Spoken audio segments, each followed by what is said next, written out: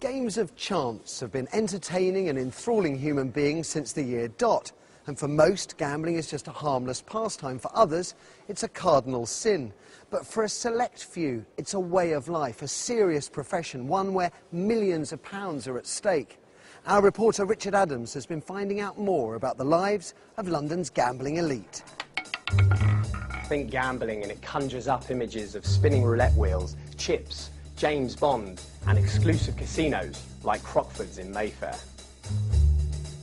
But a revolution's been taking place that has changed all that and brought casinos direct into our homes. You guessed it, it's the internet.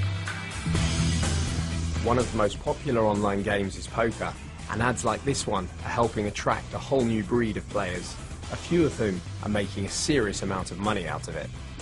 Money talks. Listen. Money talks. Get money. Dirty cash, I want you. Luke Schwartz, a 25-year-old from North London, is one of them. He's agreed to drive me to his apartment and to show me how he does it. Well, I started playing online poker when I was about 20, and I've always liked numbers and been good at maths, so it just all made sense for me to do this, really.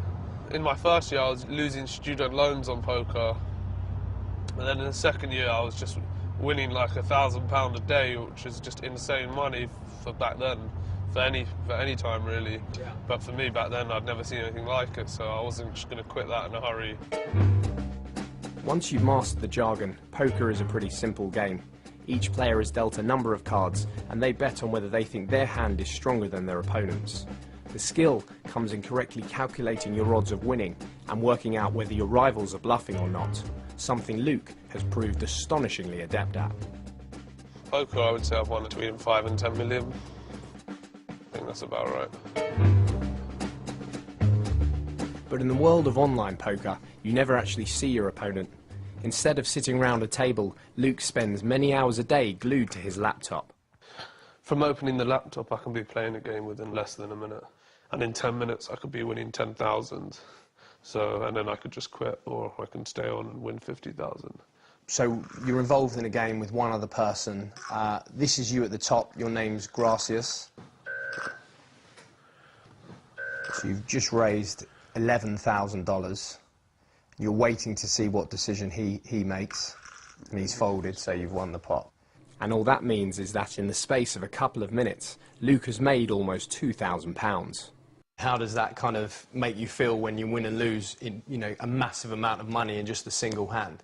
Well, you probably have more feelings when you lose than when you win, although it does feel good to win. Google Luke Schwartz and you'll find over 800,000 hits. Amongst poker enthusiasts, he's something of a star.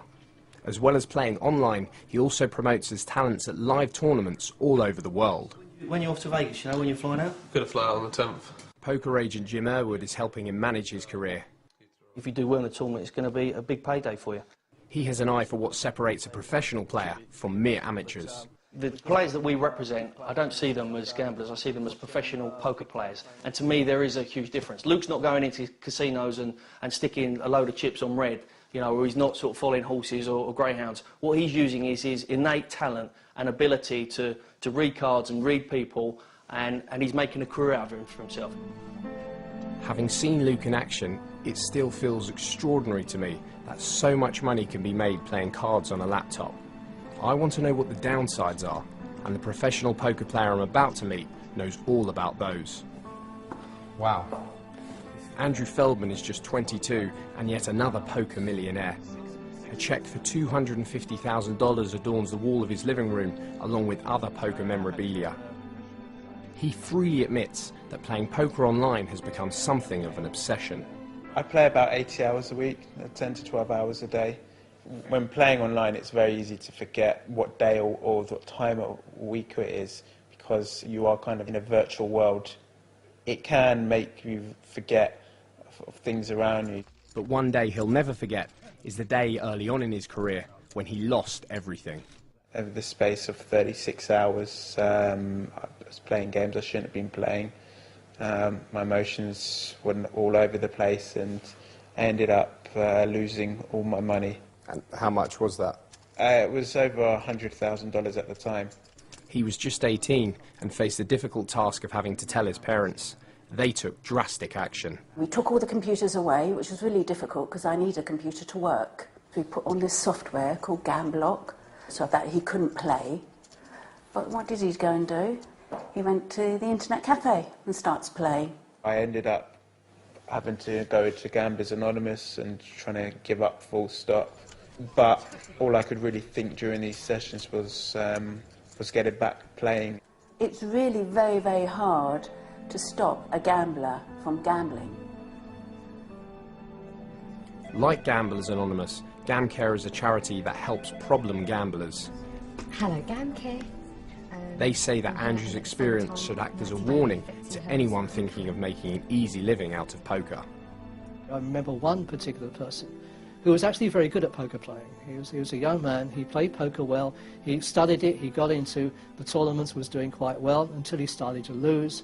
He couldn't handle the losses. So he started to actually play erratically, the losses increased, he lost a lot of money he couldn't eventually pay back.